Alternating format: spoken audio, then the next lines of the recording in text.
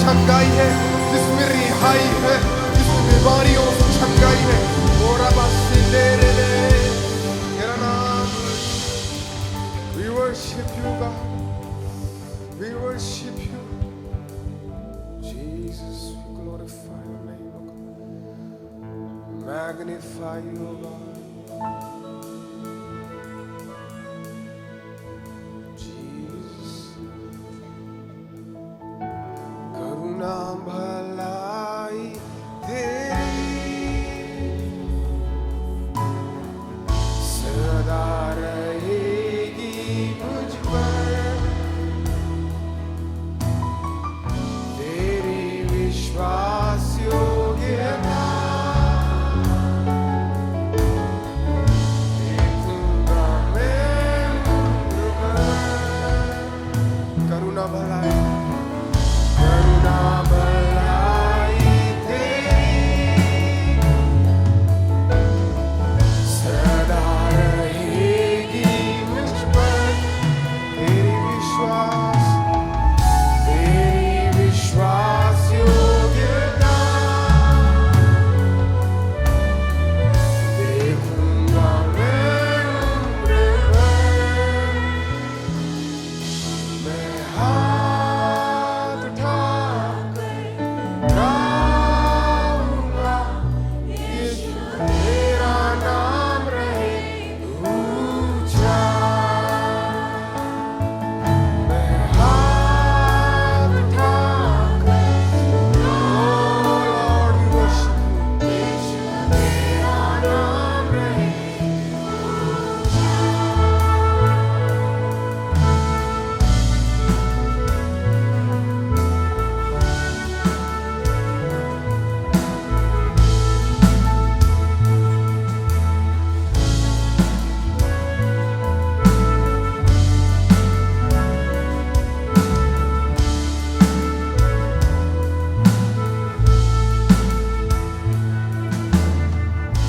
यीशु मसीह भरोसा मेरा,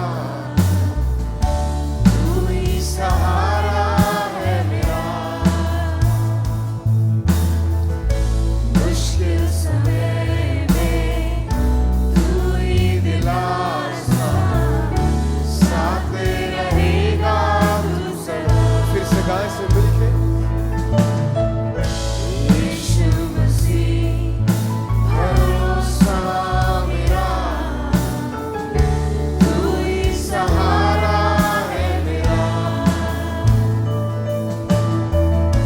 मुश्किल समय में तू ही दिलासा, साथ रहेगा तू सदा।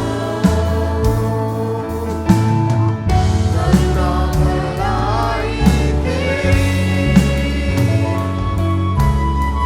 सदा रहेगी मुझ पर, तेरी विश्वास योग्यता देखूंगा मैं उम्र भर। मैं हाथ उठाकर, यीशु तेरा नाम रहे ऊंचा। मैं हाथ उठाकर गाऊंगा, यीशु तेरा नाम रहे ऊंचा। मैं हाथ उठाकर गाऊंगा, यीशु तेरा नाम रहे ऊंचा।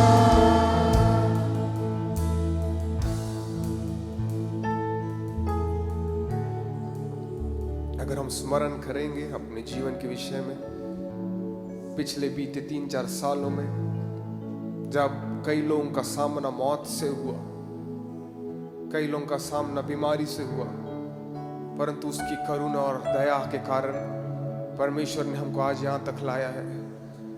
कई लोग अस्पताल में थे, कई लोग अकेले थे।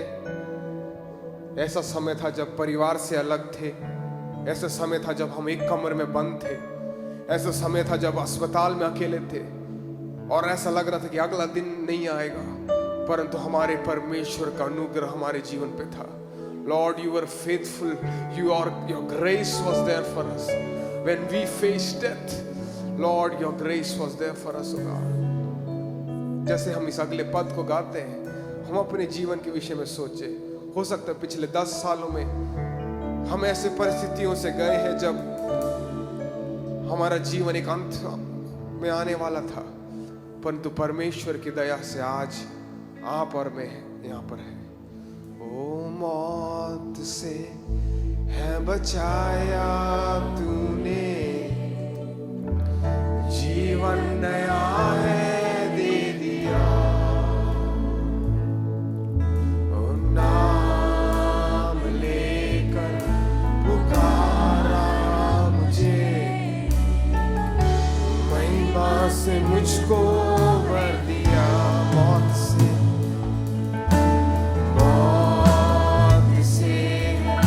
बचाया तूने,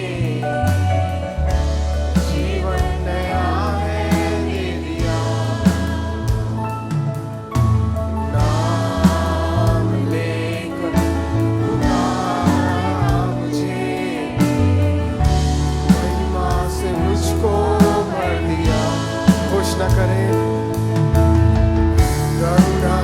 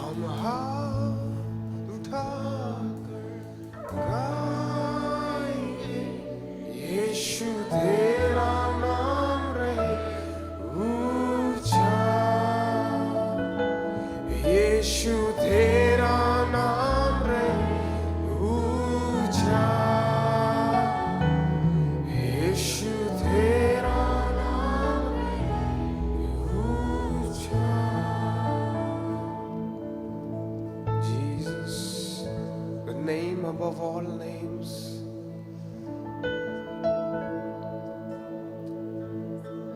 सारी सृष्टि के ऊपर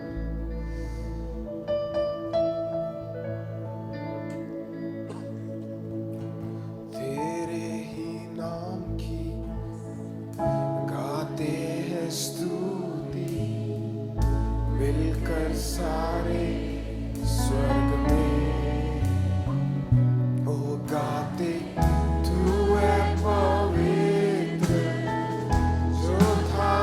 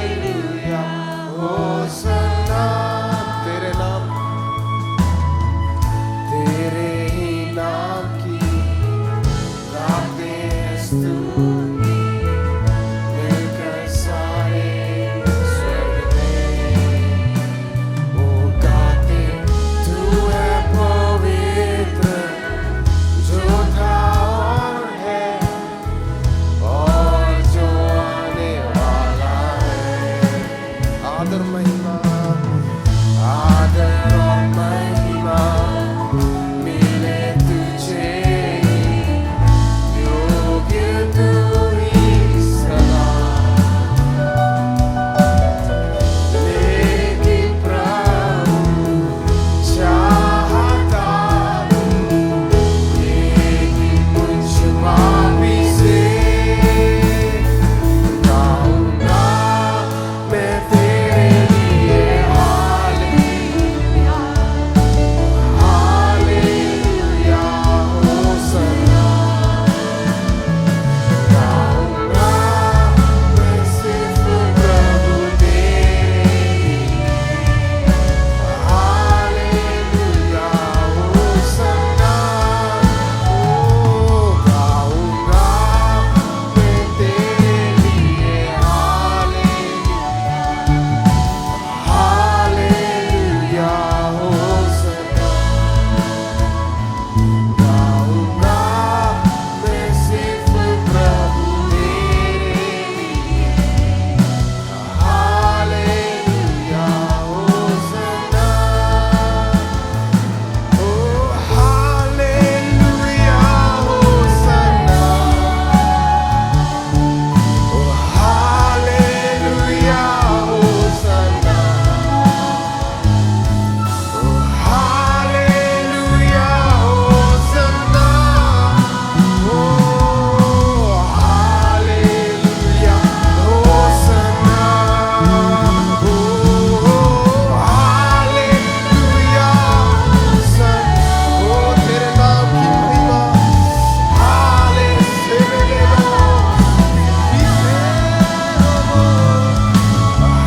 हालेलुया होसन्ना, ओ हालेलुया होसन्ना, ओ hallelujah hosanna, hallelujah hosanna, hallelujah hosanna, hallelujah hosanna, hallelujah hosanna. आइए हम अपने हाथों को उठाकर हाले उसकी महिमा करें, उसके नाम की आराधना करें, उसकी स्तुति करें। Hallelujah hosanna, hallelujah hosanna. एक आखिरी बार गाएं से, ओ hallelujah hosanna, hallelujah hosanna, hallelujah hosanna, hallelujah Hosanna.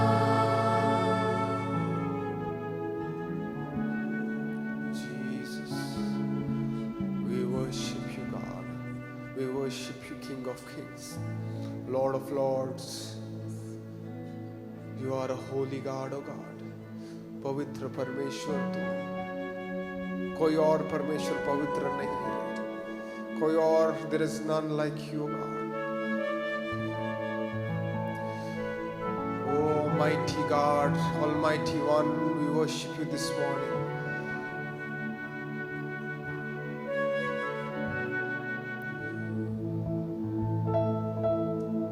महान परमेश्वर, हम तेरा धन्यवाद करते हैं आज की सुबह, इस बात के लिए नहीं कि हमारे पास कपड़े हैं, इस बात के लिए नहीं कि हमारे पास घर है, परंतु इस बात के लिए धन्यवाद करते कि तूने हमें एक नया जीवन दिया परमेश्वर।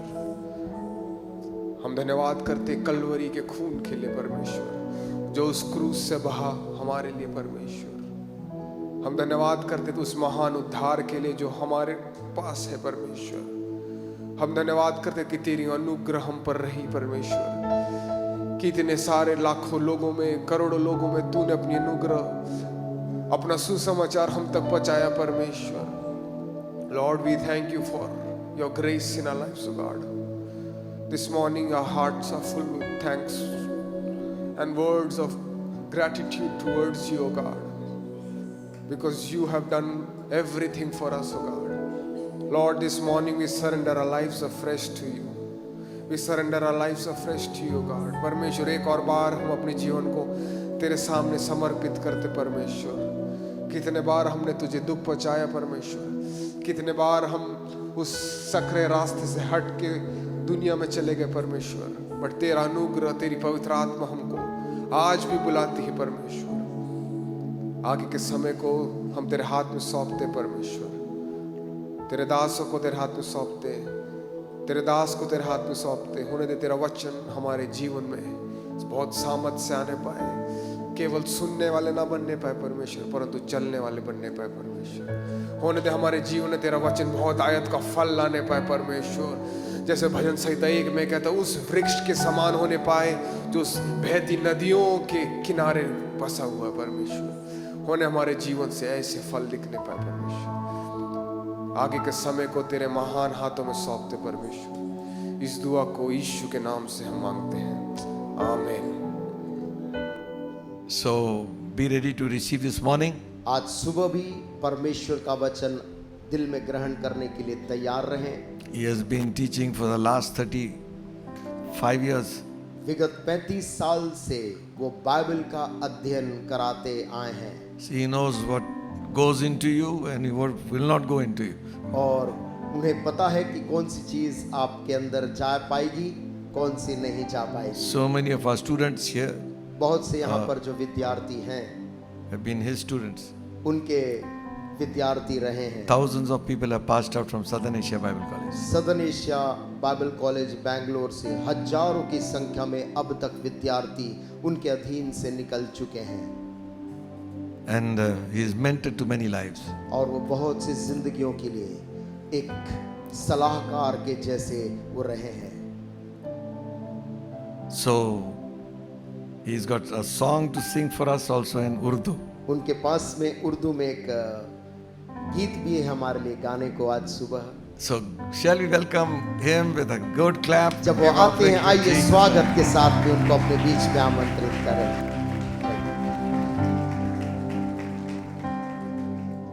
Thank you. Hallelujah. Hallelujah. When you have a friend introducing you, they will say things that are partially true. और जब आपका परिचय देने के लिए कोई मित्र हो तो वो ऐसी बात को बोलते हैं जो कुछ कुछ सही है। Please just call me Pastor Jacob. मुझे आप पास्टर जेकब बुलाएं, मुझे अच्छा God has लगेगा। called me to be a pastor and a teacher. परमेश्वर ने मुझको एक पासबान और एक शिक्षक बनने के लिए बुलाया है। Many students come to SABC and they graduate. और बहुत से लोग SABC में आते हैं और ग्रेजुएट होते हैं, But I have still not graduated. I'm still there. परंतु मैं अभी तक ग्रेजुएट नहीं हुआ, मैं वहीं पर ही हूँ। I have been teaching for more than 35 years. और विगत 35 साल से मैं यहाँ पर अध्ययन इस स्थान पे अध्ययन करा रहा Now हूँ। I have the joy of teaching my children of my students also.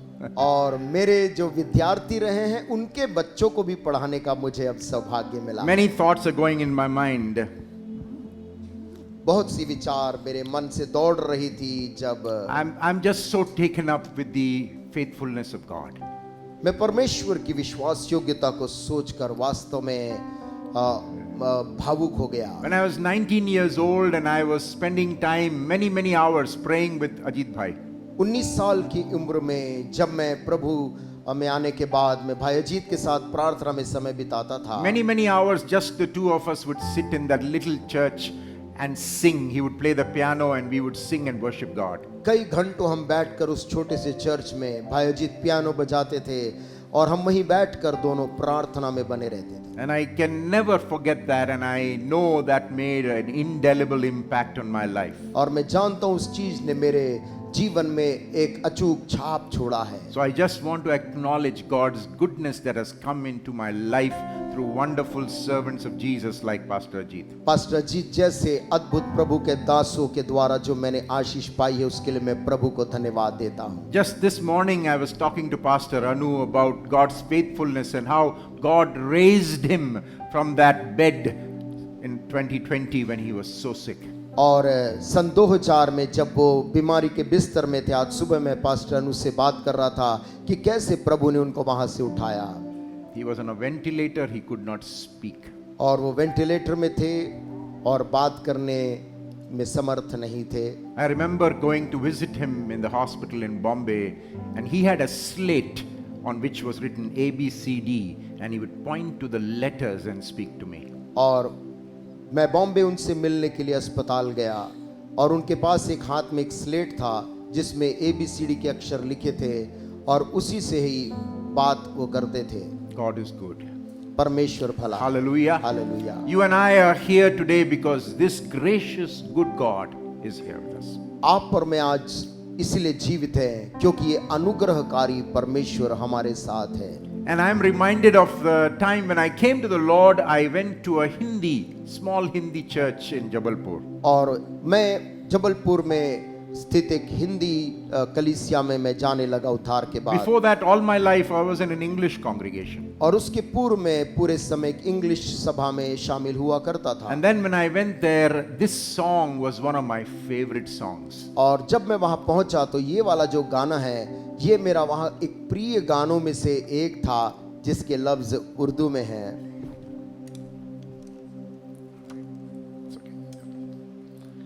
So I'm going to ask you to join with me and we will try and sing this song together. और मैं आपसे निवेदन करूंगा कि आप भी मेरे साथ में इस गीत में शामिल होकर गाने का प्रयास करें। There are some words in Urdu that are just like the words in Hindi, but they have a very different meaning, okay? Urdu में भी कुछ ऐसे शब्द है जो हिंदी के समान है लेकिन उसका अर्थ बिल्कुल भी अलग है। Some of you may be more familiar with Urdu than others. और कुछ लोग शायद उर्दू शब्द से ज्यादा परिचित होंगे। So I उसका will हिंदी नहीं मालूम। explain the meaning of these words. परंतु मैं आपको आज बताऊंगा इन शब्दों का मतलब क्या है। आप में से किसी को ये गाना मालूम है? किसी को ये गीत मालूम है? ये पुराना गाना है। बहुत ही प्राचीन गीत है। हम सब पुराने लोग हैं। Let me first explain. I will sing this song once for you, the chorus. There are verses, and I will explain the meaning of the words, and we will sing and worship God. पहले एक बार हम गाएंगे, उसके बाद मैं इसका अर्थ I'll just sing बताऊंगा। the chorus once for you, and then we will continue. एक बार कोरस गाएंगे फिर आगे जाएंगे। जज़्बाए मोहब्बत दिल में है, ओठों पे तेरा अफसाना है, ओठों पे तेरा अफसाना है, दुनिया है तेरी सौदाई, तू दुनिया का दीवाना है, जज़्बाए मोहब्बत दिल में है। जज्बा का मतलब क्या है? Let me ask these little children. जज्बा का मतलब feeling, okay, emotions of love, मोहब्बत, भावना, love. प्यार का भावना। ओठों पे है, ओठों पे तेरा अफसाना है। अफसाना का मतलब अफसाना means a story, a legend, a great narrative. एक तेरी कहानी, तेरे बारे में जो कथा है वो मेरे ओठों पे है। I can sing stories, I can sing of your love forever. तेरे प्रेम के बारे में ढेरों कहानियां बता सकता दुनिया हूँ। है तेरी सौदाई. What does that mean? इसका मतलब किसी को पता है? सौदा। God has bought us the world with his precious blood. परमेश्वर ने अपने बहुमूल्य लहू को देखकर सौदा किया है। And तू दुनिया का दीवाना है. और तू दुनिया का दीवाना है। Means lost in love. God is lost in love for us. परमेश्वर हमारे लिए, जगत के लोगों के लिए प्यार में खो चुका Come है। along, sing with me. आइए। जज़्बाए मोहब्बत दिल में है, ओठों पे तेरा अफसाना है, ओठों पे तेरा अफसाना है, दुनिया है तेरी सौदाई, तू दुनिया का दीवाना दीवाना है, जज्बाए मोहब्बत दिल में है। Let me sing the second verse and I will explain it to you. तूने अर्श परिंदों को छोड़ दिया, तूने अर्श परिंदों को छोड़ दिया, दुनिया को बचाने के खातिर। आसी के लिए तू है क्षमा, आसी के लिए है तू क्षमा, गुनहगार तेरा परवाना है, जज्बाए मोहब्बत दिल में है, होठों पे तेरा अफसाना है, होठों पे तेरा अफसाना है, दुनिया है तेरी सौगाई, तू दुनिया का दीवाना है। ये जो शब्द आपने गाया है अर्शे बरिंदों को, अर्शे बरिंदो, this is the word for highest of heavens. ये अर्शे बरिंदों का मतलब है स्वर्गों में का भी स्वर्ग की वो ऊंचाई। प्रभु यीशु मसीह ने अर्श बरिंदों को छोड़कर दुनिया को बचाने के खातिर, for the sake of saving the world, वो स्वर्ग के सारे सुखों को छोड़कर इस दुनिया को बचाने के लिए वो यहां पर आ गया। अच्छा, क्षमा क्या होता है? क्षमा उर्दू में, नॉट इन हिंदी। हिंदी में नहीं, क्षमा। क्षमा is a flame, like the candle flame. क्षमा उस लौ को बोलते हैं जैसे मोमबत्ती के ऊपर में आग की लौ है। आसी इज द सिनर, आसी पापी को बोलते हैं। So the love of God is like the flame that draws the sinner. परमेश्वर का प्रेम एक पापी के लिए उस आग की लौ के समान है जो उसको खींचता है। परवाना क्या होता है? परवाना is that moth or the butterfly that is drawn to the flame and is lost in that flame. जिस प्रकार से तितली उस आग की रोशनी को देखकर उसके पास आकर फिर जल जाती The है। love of God that draws the sinner into the love of God. परमेश्वर का प्रेम खींच लेता पापी को अपने आइए प्रेम मेरे में। साथ गाइए। तूने अर्श परिंदों को छोड़ दिया, तूने अर्श परिंदों को छोड़ दिया, दुनिया क्यों बचाने के खातिर।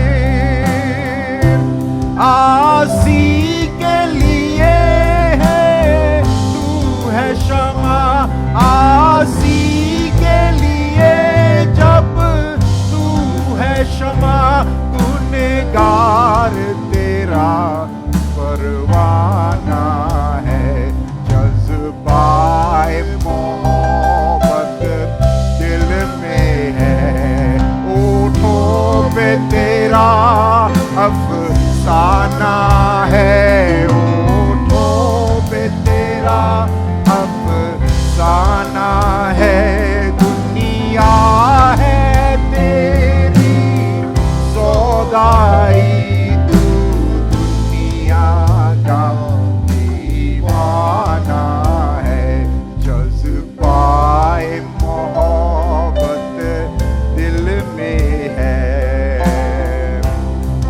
वो खून का चश्मा सूली पर, वो खून का चश्मा सूली पर, पसली से मसीहा के बह निकला।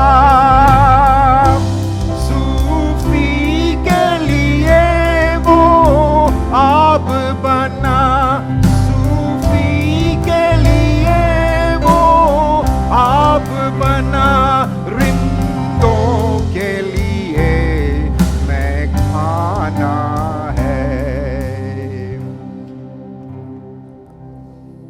वो खून का चश्मा सूली पर। चश्मा हिंदी में हम जानते हैं चश्मा का मतलब क्या होता है, बट चश्मा इन उर्दू इज फाउंटेन। एक सोता, खून का सोता बहता हुआ, यीशु मसीह के पसली से बह निकला। मसीह के पसली से जो बह निकला, वो सूफी के लिए आब बना। सूफी is a word for a mystic who wants to relate with God in love. परमेश्वर के साथ प्रेम में खो जाने के लिए जिस किस्म के लोग होते हैं सूफी। सूफी, उसे कहा जाता है। आब is living water.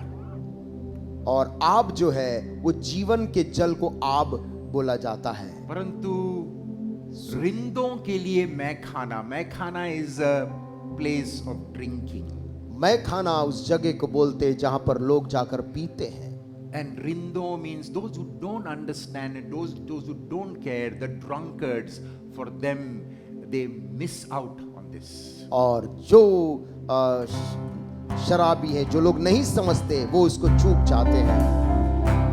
वो खून का चश्मा सूली पर, वो खून का चश्मा सूली पर, पसली से मसीहा के बह निकला।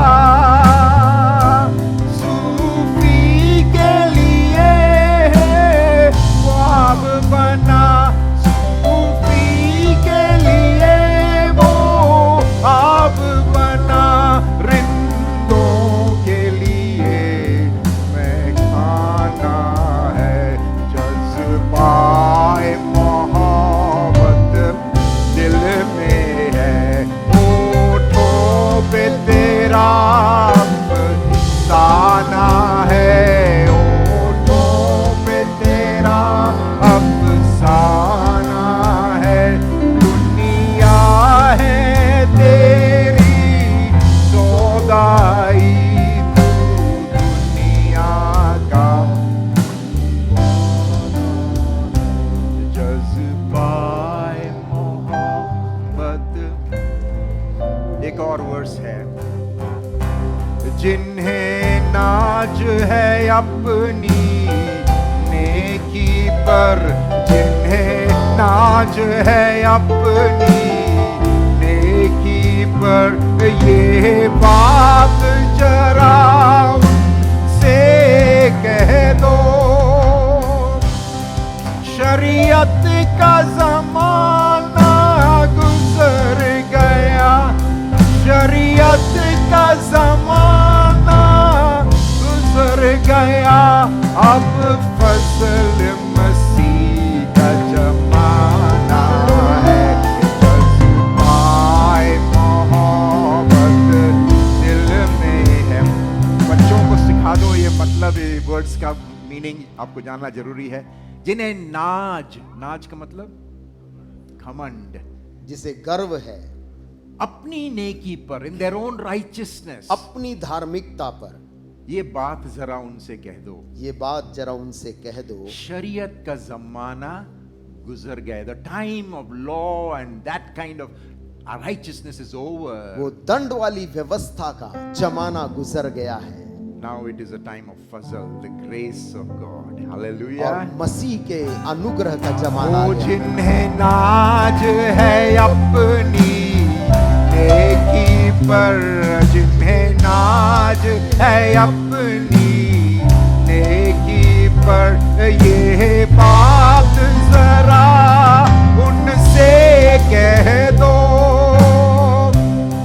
शरीयत का जमाना गुजर गया, शरीयत का जमाना गुजर गया, अब फजल मसीह का जमाना है। जज्बाए मोहब्बत दिल में है,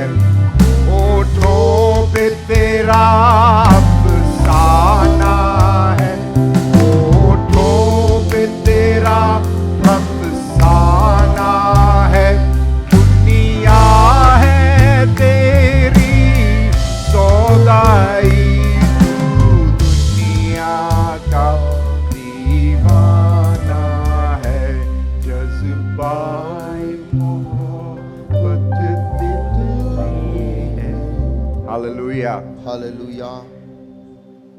This morning I want to speak to you from two parables of Jesus. आज सुबह मैं यीशु मसीह के दो दृष्टांतों में से कहना चाहता हूं। I asked two people today, what is your favorite parable? मैंने आज दो लोगों से पूछा, आपका बाइबल में जो दृष्टांत है उनमें से कौन सा आपका प्रिय I है? want to speak about God and what God is like. मैं परमेश्वर और परमेश्वर कैसा है उसके बारे में बोलना We live in चाहता a हूं। very religious nation. आज हम एक बहुत ही धर्म की आस्था रखने वाले एक राष्ट्र के अंग हैं। People believe in God. लोग जहां परमेश्वर पर विश्वास Of करते course, हैं, people have different views about God. यद्यपि लोगों के पास अलग अलग धारणाएं हैं। So what is God like? परमेश्वर फिर किस प्रकार से है? If you took a selfie with God, what will you see? यदि हम परमेश्वर के साथ एक सेल्फी लेंगे वो कैसे दिखेगा? Who has seen God?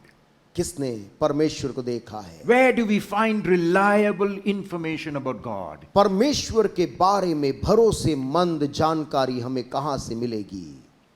So we have this beautiful verse in John 1:18. इसलिए यूहन्ना 1:18 में हमारे पास एक खूबसूरत Very आयत है। unusual verse. बहुत ही असामान्य सी आयत John है। says, यूहन्ना कहता, no one has ever seen God. परमेश्वर को किसी ने कभी नहीं देखा। Now that's a little interesting verse. ये बहुत ही एक रोचक Because वचन if you have been reading the scriptures, the Old Testament, क्योंकि यदि आप पुराने नियम को पढ़ते आए हैं, it seems like some people have seen God. ऐसा लगता है कुछ लोगों ने परमेश्वर को देखा है। It speaks about Moses saw God. मूसा के बारे में लिखा परमेश्वर को देखता था। Isaiah saw God. यशाया ने परमेश्वर को देखा। Brother John, what are you saying? यूहन्ना तू ये क्या बात बोल रहा That no one has seen God? कि किसी ने कभी परमेश्वर को नहीं देखा? He says, yeah, Moses saw God, yeah. हाँ, मूसा ने परमेश्वर को Yeah, देखा। Isaiah saw God, yeah. यशाया ने भी परमेश्वर को But देखा। no one has seen God. लेकिन परमेश्वर को किसी ने नहीं देखा। Like the way you now see in Jesus. जिस प्रकार से तुम उसी परमेश्वर को अब यीशु के रूप में देख पाते हो, किसी ने नहीं Let us देखा। read that verse, John 1:18. यूहन्ना 1:18 में लिखा, परमेश्वर को किसी ने कभी नहीं देखा, एक लौता पुत्र जो पिता की गोद में है उसी ने उसे प्रकट किया। Jesus has now shown the world conclusively Yeshu what God Masih is ने like. परमेश्वर कैसा है साफ साफ तौर पर जगत को अपने आप में दिखा दिया है। God has chosen to show the world what he is like by becoming human and letting us know. परमेश्वर ने जगत को यह दिखा दिया कि वो कैसा है, हमारे जैसा ही एक इंसान बनकर। So if now we want to understand what God is like, we need to see God in Jesus. यदि अब हम यीशु मसीह परमेश्वर को जानना चाहते कि वो कैसा दिखता है, तो हमें यीशु मसीह को जानना That is होगा। why we stood and worshipped Jesus today. इसलिए हम आज खड़े होकर यीशु मसीह की आराधना कर रहे Jesus, थे। his person, his teachings, his life Ish- reveals to us God. यीशु मसीह का जीवन, उसका व्यक्तित्व, उसका वचन परमेश्वर को प्रकट करता है। And Jesus, when he taught the people, he used simple stories so that people will understand God. और यीशु मसीह जब शिक्षा देते थे वो कहानियां बताते थे जिससे लोग उस परमेश्वर को जान पाएं। Jesus said, the kingdom of God has come.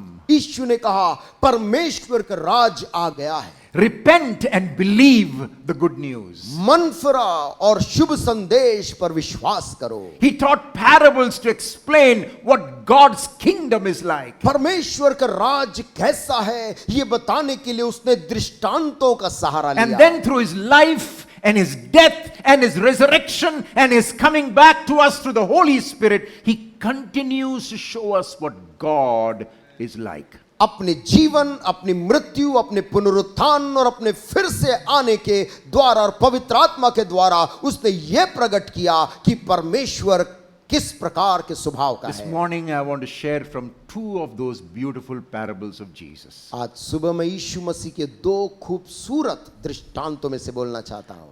One parable found in Luke chapter 15 and another found in Matthew chapter 20.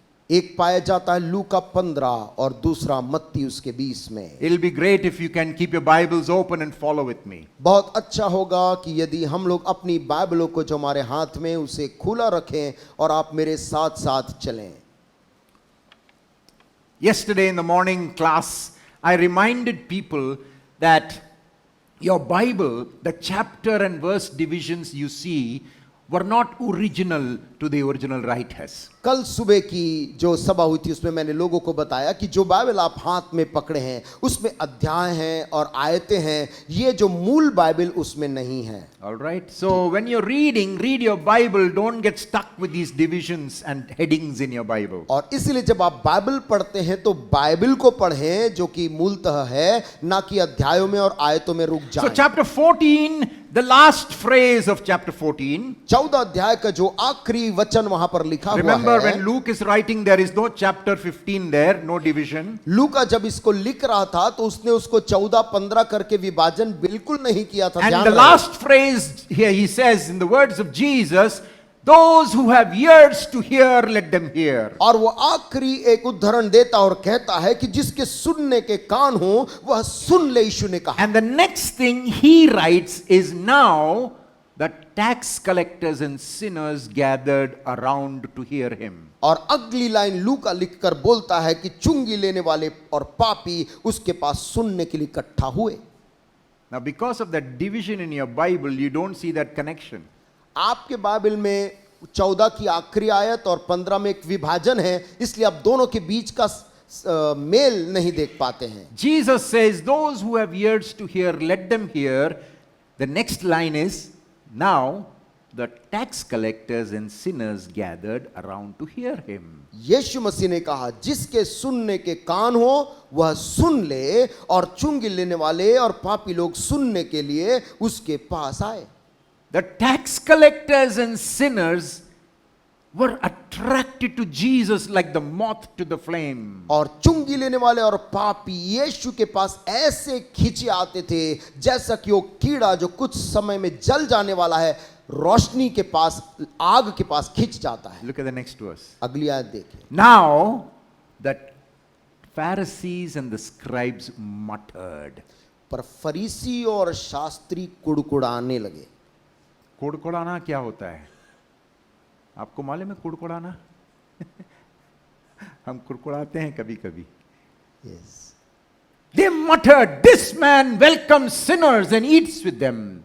क्या बोलते कुड़कुड़ाकर, ये आदमी तो पापियों से मिलता उनके साथ खाता भी है। Now you realize who are the group of people who have a problem with Jesus? आप जानते कौन सा समूह था जिसको यीशु के बातों को लेकर बड़ी तकलीफ थी? The people who hold the Bible all the time. वही लोग थे जो पूरे समय बाइबल को अपने हाथ में रखे रहते थे। Teachers of the scriptures. व्यवस्था के शिक्षक थे। They'd have a problem with Jesus. उन्हीं को समस्या थी यीशु मसीह से। Why? क्यों?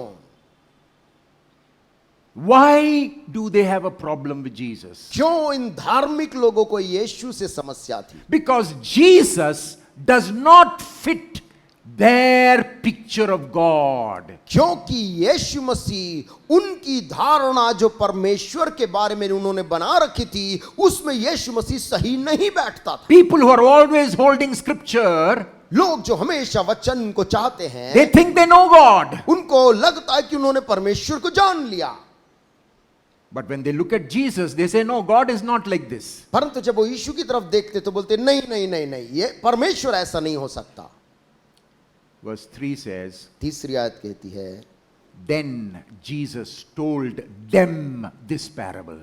तब उसने उनसे यह दृष्टांत। Please remember that the parables that you have now in chapter 15 are directed to one group of people. ध्यान रहे 15 अध्याय में जो दृष्टांतों को यीशु मसीह कह रहा है वो किसी वर्ग विशेष की ओर इंगित है। There are two groups of people. वहां पर दो लोगों का समूह है, A अलग group of people with Jesus who just are drawn to Jesus. एक समूह वो है जो अभी अभी यीशु के पास खींचा चलाया। And who are they? और वो कौन है?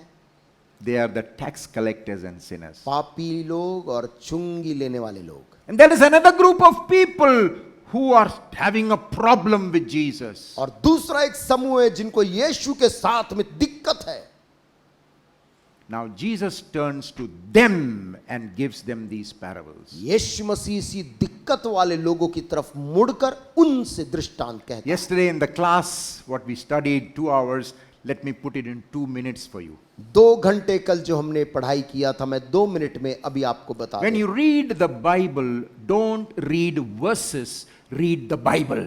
जब आप बाइबल पढ़ें तो उनकी आयतों को निकाल कर अलग ना पढ़ें, संपूर्णता में पढ़ें। Just like, you know, when my wife is saying something, I only hear one part of it and I think that is what she said. And she said, you didn't even listen to what I said. और पत्नी जैसे मुझसे कुछ कहती है, मैं उसमें से कुछ को सुनता हूं और मैं सोचता हूं कि मैं समझ गया, लेकिन फिर वो बोलती कि तुमने मेरी पूरी बात नहीं सुनी। The most important word, if you want to understand the Bible, is the word context, sandharb. Bible को यदि आपको समझना है तो एक महत्वपूर्ण शब्द है कि उसे समझने के लिए संदर्भ में Read the whole thing. उसको उसके प्रसंग में Now संदर्भ when में you पढ़ें। read these parables, you realize why Jesus gave these parables. जब आप इसे पढ़ेंगे तब आप जान पाएंगे संदर्भ से कि यीशु मसीह ने क्यों ये दृष्टांत कहा। And the first parable is the parable of the, पहला दृष्टांत किसके बारे में है?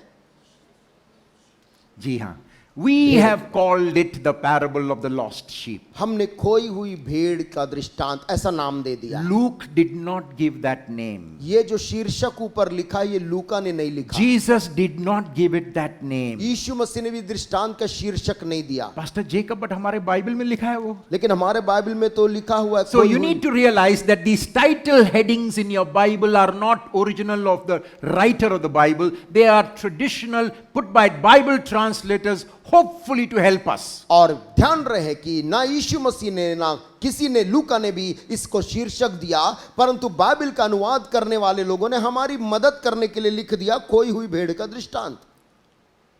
Why is Jesus telling this parable? लेकिन यीशु मसीह इस दृष्टांत को क्यों बोल रहे हैं? He wants to show the people who have a problem with him the true nature of God. वो लोगों को बताना चाह रहे हैं कि परमेश्वर का मूल स्वभाव क्या है। He says, if you can understand God, you will understand me. वो कहना चाह रहा था यदि तुम परमेश्वर को उसकी वास्तविकता में समझ लोगे तो तुम मुझको भी समझ लोगे। So this simple parable is not about a lost sheep. और ये दृष्टांत खोई हुई भेड़ की कहानी नहीं है, It is about a seeking shepherd. परंतु यहाँ खोए हुए को ढूंढने वाले A shepherd who leaves the 99 in the wilderness and goes looking for that one lost sheep. चरवाहा जो खोई हुई एक भेड़ के पीछे 99 को छोड़कर चला जाता है। Then he has another parable. फिर एक और दृष्टांत यीशु We ने call उनसे it the parable of the lost coin. I know. हम तो उसे खोए हुए सिक्के का दृष्टांत बोलते हैं। It's not about the lost coin. यहाँ फिर से सिक्के की बात नहीं है। God is like that woman who does not give up till she finds that lost coin. परमेश्वर का स्वभाव भी उस स्त्री के समान है जो जब तक उसका खोया हुआ सिक्का मिल ना जाए उसको ढूंढते और ढूंढते रहता है। And then comes the well-known parable. उसके बाद हमारा सबसे चिरपरिचित दृष्टांत, हमने उसको क्या नाम दिया है? उड़ाऊ पुत्र. हमने उसको नाम दिया है उड़ाऊ पुत्र Prodigal का। son. उड़ाऊ पुत्र का दृष्टांत, Lost son. खोए हुए बेटे का दृष्टांत। We have missed the point. यदि यही बात है तो हम चूक गए हैं इस दृष्टांत की मुख्य बात। Verse 11. 11 आयत। There was a man who had 2 sons. फिर उसने कहा किसी मनुष्य के 2 पुत्र थे। कितने पुत्र थे? कितने? तो ये कहानी एक पुत्र की कहानी है कि 2 पुत्रों की कहानी है? तो हम इसको क्यों एक पुत्र की कहानी कहते हैं? It's not about the two sons even. In a sense, it is about that man. वास्तव में देखा जाए तो ना तो ये दो पुत्र की भी कहानी नहीं है, परंतु उस मनुष्य की है जिसके दो पुत्र थे। A man who has two sons. एक मनुष्य था जिसके दो पुत्र थे। Just because of lack of time, I'm not going to read the whole thing. समय के अभाव के कारण मैं पूरी चीज को नहीं पढ़ूंगा। Many times in English we use the word prodigal for this song, right? कई बार हम लोग इंग्लिश में भी उसको उड़ाऊ ऐसा शब्द Prodigal use करते हैं। The word प्रोडिगल शब्द का इस्तेमाल इंग्लिश में And what is the meaning of the word prodigal? और प्रोडिगल शब्द का अर्थ क्या है? English teachers here. इंग्लिश वाले लोग यहां पर हैं। The word prodigal does not mean उड़ाऊ. और प्रोडिगल का मतलब उड़ाऊ नहीं है। The word prodigal means too much. Prodigal का मतलब है अत्यधिक। That's why when a child is very gifted, we call that child a prodigy. और इसलिए जब कोई बच्चा बहुत ही विलक्षण प्रतिभा का होता है, प्रतिभाशाली होता है, हम प्रोडिजी बोलते हैं। This is not about a person, that son, it is about a prodigal father. यहां पर एक उड़ाऊ पुत्र के बारे में नहीं है, परंतु एक विलक्षण पिता, प्रभावशाली पिता की A बात। father who lavishes his grace and mercy on undeserving people. ऐसा पिता जो अपने धन को ऐसा खुलकर खर्च करता है अयोग्य लोगों के ऊपर। In this story we have a son who asks the father for his share and he wants to go to Bombay and spend it. यहां पर एक लड़का है जो अपने पिता से धन मांगकर बंबई जाके पूरा पैसा उड़ाना चाहता है। We used to grow up saying पैसा है तो बंबई चल, और हम बोला करते थे पैसा है तो बंबई चल, और बाप का पैसा है तो even better, और बाप का पैसा तो और अच्छा है, because you don't value that. क्योंकि उस बाप के पैसे की कोई And कीमत then we नहीं। read that this son wastes the money. फिर हम आगे पाते हैं उस लड़का ने क्या किया, पैसा पूरा उड़ा दिया। And soon he is in such a situation, he is taking care of pigs. और हालत ये हो गई अंततः उसको सुअरों को चला के अपने जीवन बचाना पड़ा। Remember, for the Jewish people, pigs are an unclean animal. ध्यान रहे, उन्हीं यहूदी लोगों के लिए सुअर एक अशुद्ध जानवर माना गया है। So for this boy in the story, he has gone down to the lowest point of his life. ये लड़का अपने जीवन के सबसे निचले स्तर पे पहुंच गया जहां वो सुअर चरा रहा है, But he still had a good memory of his father. लेकिन अभी भी उसकी याददाश्त अपने पिता के बारे में। He said, in my father's house, even those who work for him as laborers, they have a very good life. याद करता है, मेरे पिता के घर में जो मजदूर काम करते उनके पास भी खाने को कितना है। If I go back to my father, at least I will not die of hunger. यदि मैं अपने पिता के पास वापस लौट के जाऊंगा, कम से कम भूखा तो नहीं मरूंगा। And he prepares this wonderful speech. फिर वो एक शानदार एक भाषण या क्या बोलूंगा he तैयार said, करता I है। will go back and say to him, Father, I have sinned against you and God. तैयारी करता है, मैं जाऊंगा और बोलूंगा, हे पिता, मैंने स्वर्ग के विरुद्ध और तेरे विरुद्ध पाप किया। Since I have blown off my part of the property, I don't deserve to be your son. Just keep me in the garage, I will sleep क्योंकि there. विरासत में जो मेरा अंश था उसको तो तूने पूरा मुझे दे डाला है, अब मैं तेरे पुत्र कहलाने की योग्य, गराज में मुझे कहीं जगह दे दे, वहीं रह So he लूंगा। comes back to his father. वो यही तैयारी करके पिता के पास आता है। And then the verse Bible says, फिर बाइबल एक शब्द बोलती है verse 20, 20 आयत में, but while he was still a long way off, his father saw him. तब वह उठकर अपने पिता के पास चला, वो भी दूर ही था कि उसके पिता ने उसे देख And was filled with compassion for him, and he ran to his son, threw his arms around him and kissed him. और उसे देखकर तरस खाया, अपना हाथ फेंक कर उसको गले लगाकर चूमने लगा। If you go back to your father after blowing up all your family's property, how will your father receive you? यदि आप अपने पिता का पूरा धन को ले जाकर दुनिया में उड़ा डालते हैं और वापस आप पिता के पास जाएंगे तो कैसा आपसे व्यवहार करेगा? I see 2-3 of you shaking your head like this. कुछ लोग अपना सिर ऐसा हिला रहे हैं, They say, my father will come with a big danda and break my legs first before he says anything to me. जो कहना चाह रहे हैं मेरे पिताजी तो बड़ा डंडा लेकर आएंगे, इसके पहले बात करे डंडा चलाएंगे। But did you notice it says the father ran in public? लेकिन आपने क्या ध्यान दिया, लिखा है वो पिता दौड़ने लगा उस भीड़ के बीच में। Have you seen your father running in public? क्या आपने कभी अपने पिता को ऐसा लोगों के बीच में भागते देखा? He runs like a madman on public and goes and embraces his son and kisses him. पागल आदमी के समान वो भीड़ के बीच में दौड़ रहा है और बदहवास वो अपने बेटे से लिपट कर चूमने लग रहा है। In the Greek it says he threw himself on the neck of his son. और यूनानी भाषा में लिखा है उस पिता ने अपने आप को अपने बेटे के ऊपर फेंक कर गले से लग गया। Isn't he a strange father? क्या ये बहुत अजीबो गरीब पिता नहीं है? Did you notice the son has not given his repentance speech yet? क्या आपने ध्यान दिया अभी तक बेटे ने अपना पश्चाताप वाला संदेश अभी पढ़ा नहीं है? Seems the father doesn't care. ऐसा लगता है पिता को संदेश से कोई But verse 21, the son said to him, Father, I have sinned against heaven and against you. I am no longer worthy to be called your son. But the father said to the servants. पुत्र ने उससे कहा, पिताजी मैंने स्वर्ग के विरोध में और तेरे विरोध में पाप किया है और अब इस योग्य नहीं रहा कि तेरा पुत्र कहलाऊं। But the father said, come on. परंतु पिता ने अपने दासों से कहा, Did you notice? The father does not even speak to the son. ऐसा आपने ध्यान दिया कि बेटे की इतनी बातों का पिता ने कुछ ध्यान ही नहीं दिया। The son is saying all these things. He doesn't even complete the full speech he had prepared. The father turns to the servants. Hey fellows, what are you watching? Hurry up. अब देखिए वो बेटा अपना जो speech तैयार करके लाया था उसको वो बोल के खत्म भी नहीं कर पाया कि पिता मुड़कर बोलता, ए नौकर लोगों से बोलता, तुम लोग यहाँ क्यों खड़े हो? Quick, जल्दी bring करो। the best robe and put it on him. Put a ring on his finger and sandals on his feet. Bring the fattened calf and let's have biryani and celebrate. झट से अच्छा कपड़ा निकाल कर उसे पहनाओ, उसके हाथ में अंगूठी, पांव में जूतियां, खाना भोज तैयार करो, हम मौज करेंगे। You didn't translate. Biryani, Let's have biryani. Biryani हम खाएंगे। आपके बाइबल में नहीं है, मेरी बाइबल में बिरयानी लिखा है।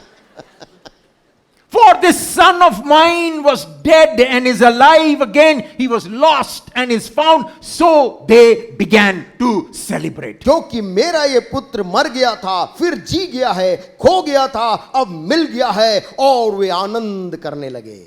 Now, if this is the parable of the Urau Putra or prodigal son, the story is over. और यदि यही कहानी थी उड़ाऊ पुत्र की, तो उड़ाऊ पुत्र की कहानी तो यहीं खत्म हो गई। Any good story, the real maja comes at the end. कोई भी अच्छी कहानी हो तो उसका वास्तविक मजा जो है अंत में आता है। अब आएगा खेल का मजा. अब आएगा जैसे खेल का मजा। Part 2 of the parable. और ये दोनों दृष्टांतों में, In fact, that is the main point of this parable. इस कहानी का मुख्य बिंदु, It says, देखिए। meanwhile, the older son was in the field. और लिखा है परंतु उसका जेठा पुत्र खेत में था उस समय। We have already missed the point by calling this the parable of one prodigal son. हमने इस पूरे दृष्टांत का मूल तत्व तो खो दिया, इस कहानी का नाम उड़ाऊ पुत्र की कहानी Yes, बोलकर। the meaning of the word prodigal is too much, and in some ways, this boy has wasted all his father's money. हाँ, उसने पुत्र ने वास्तव में अपने पिता का बहुत कुछ खर्च कर डाला था, बात सही है। But remember, the second son is also there. लेकिन अभी दूसरे पुत्र की बात कहाँ है? And he comes back from the field, and when he comes back, he sees Shamiana and band baja. और जब वो खेत से वापस लौटा तो वो देखता है सामने शामियाना लगा है, बैंड बाजा बज रहा है। Nobody took his permission for the party. बड़े बेटे से किसी ने पार्टी करने का अनुमति तक नहीं पूछा। He calls one of the servants and says, "Fellow, वो एक को बुलाता है, इधर आ, tell me what is happening in my house." मेरे घर में ये क्या हो रहा है, ये मेरे को तू बता। Servant says, नौकर बोलता है, "Your brother has come, तेरा जो भाई है, छोटा भाई आया है, and your father has killed the fattened calf because he has him back safe and sound." और तेरे पिता ने पला हुआ पशु कटवाया है इसलिए कि उसे भला चंगा पाया है। Nobody asked his permission before throwing the party. इतनी बड़ी पार्टी हो रही, किसी ने बड़े भाई से पूछा भी The नहीं। father didn't ask his permission. पिता ने भी उस बड़े बेटे की अनुमति Verse नहीं। 28, look in your Bibles. 28 आयत अपने The बाइबल में। older brother jumped for joy. ओ, खुशी से बड़ा बेटा उछल पड़ा। क्या लिखा है आपके बाइबल में? He became angry and refused to come in. वो क्रोध से भर गया और घर के भीतर आना ना चाहा। He was standing outside the gate. वो तो फाटक के बाहर खड़ा था। मैं नहीं आने वाला. मैं अंदर नहीं I am not joining this party. मैं इस पार्टी में नहीं शामिल होऊंगा। Then we read something very unusual. फिर हम कुछ असामान्य चीज पढ़ते हैं। The father went out and pleaded with him. उसका पिता घर से वो बाहर निकला और उससे विनती मनाने लगा। Very interesting. This father did not say a single word to the other son. इसकी बहुत अजीब बात है, पिता ने उस दूसरे पुत्र से कुछ भी नहीं कहा। We call him the prodigal. वो उसको हम उड़ाऊ जिसको हम कह रहे हैं, But he has to go out and plead. आजा बेटा, आजा बेटा, आजा लेकिन बेटा. दूसरे पुत्र को आजा बेटा करके मनाने लगा। And that's when the son speaks. अब ये पुत्र कुछ बोलने लगता मुंह खोल के। What does he say? वो क्या बोलता है? पूज्य पिताजी. पूज्य पिताजी। क्या लिखा आपके बाइबल में? क्या लिखा है? देख, देख, look. देख।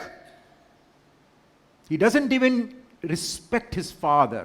वो अपने पिता को सम्मान सूचक शब्द भी नहीं बोलता है। He's very angry.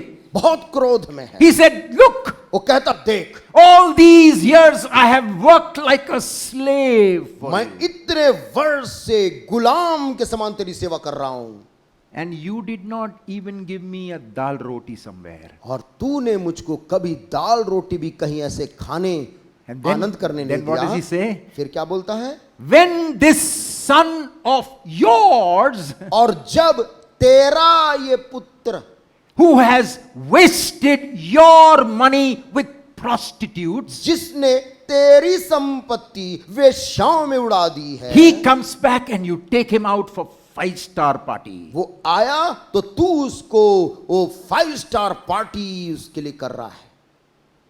Who has a problem with the father? पिता के साथ समस्या किसको है? किसको है? But the father tells him, my son. परंतु पिताजी उस बड़े बेटे से बोलता है पुत्र। He doesn't say my slave. वो ये नहीं बोलता मेरे गुलाम, नहीं नहीं नहीं। He said, yes, he is my son. हाँ, वो मेरा बेटा है। Yes, he has wasted सही his है, life. उसने धन को सब But बर्बाद। he was dead and he is alive again. We have to celebrate. परंतु तेरा ये भाई मर गया था, फिर जी गया है, इसलिए हमें आनंद मनाना है। Remember, he tells him, your brother. और वो पिताजी उस लड़के को याद दिला रहा, तेरा ये भाई। कभी कभी डैडी मम्मी से बोलते हैं, देखो तेरे बेटे को देखो. और कभी डैडी मम्मी को बोलते देखो तुम्हारे बेटे को तो देखो। मम्मी बोलती है, हाँ आपका कोई रिश्ता नहीं है इसमें. मम्मी बोलती जैसे आपका कोई रिश्ता नहीं है इससे। The son says, your son. और जब बेटे ने बोला तेरा पुत्र, He says, yes, my son, but your brother. मेरा बेटा तो है लेकिन तेरा ये भाई है। And he's telling him, come inside. और वो कहता अंदर चल। I have a question for you. आज मेरे पास एक सवाल है आपके लिए। Father is speaking to the son outside. पिता बाहर अपने इस बड़े बेटे से बाहर चल रही बातचीत। Did this son come inside? क्या ये जेठा पुत्र अंदर आया? Did he join the party? क्या वो उस भोजन में शामिल हुआ पार्टी में? Yes or no? हाँ या नहीं? बताइए, आपके बाइबल देख के बताइए. Did he come in or not? क्या वो अंदर आया या अंदर नहीं आया? बताइए. नहीं आया. आपके बाइबल में लिखा है नहीं आया. क्या लिखा है आपके बाइबल में? वो तो पिताजी ने कहा. उसके बाद वो लड़के ने क्या किया? बताइए ना, आप बाइबल देख के बताइए. ये कोई ट्रिकी क्वेश्चन नहीं है. मेरा नाम है जेकब, ट्रिकी, बट ये सिंपल प्रश्न है. ये सरल सवाल है, ये बताइए। आया कि नहीं आया? अंदर आया या नहीं आया?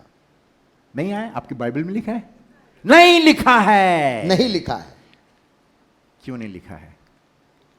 This parable is very simple. ये दृष्टांत बहुत ही सरल The है। two sons represent the two groups of people before Jesus. ये दो बेटे यीशु के सामने बैठे दो समूहों को दर्शा रहा था। The first son represents the tax collectors and sinners.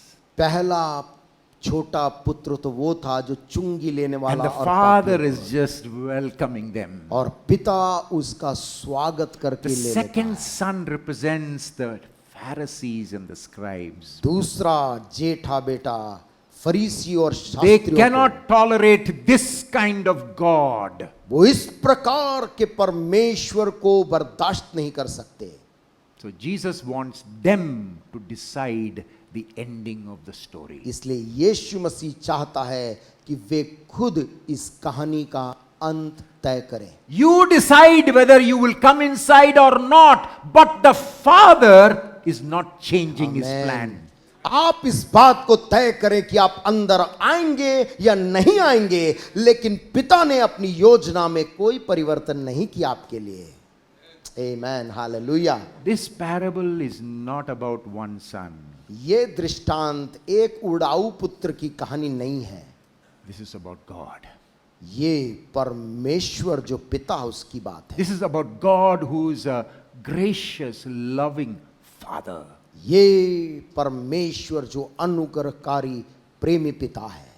One of the greatest Bible scholars of all time was a man called David Noel Friedman. David Noel Friedman नाम का एक बहुत ही बड़े बाइबल के विद्वान व्यक्ति हुआ करते He was थे। from a Jewish background and he spent many years studying the Hebrew scriptures. उनका पृष्ठभूमि इब्री था और उन्होंने कई सालों इब्री भाषा में बाइबल का अध्ययन में समय बिताया। You know, if you are talking about some Old Testament portion, he probably would just recite it in Hebrew for you. यदि आप पुराने नियम का कोई भाग बोलेंगे तो वो इब्री भाषा में ही उसको पूरा यूं ही मुखाग्र बता देते। One day somebody asked him, Dr. Friedman, if you were to summarize the whole of the Hebrew scriptures, how would you do it?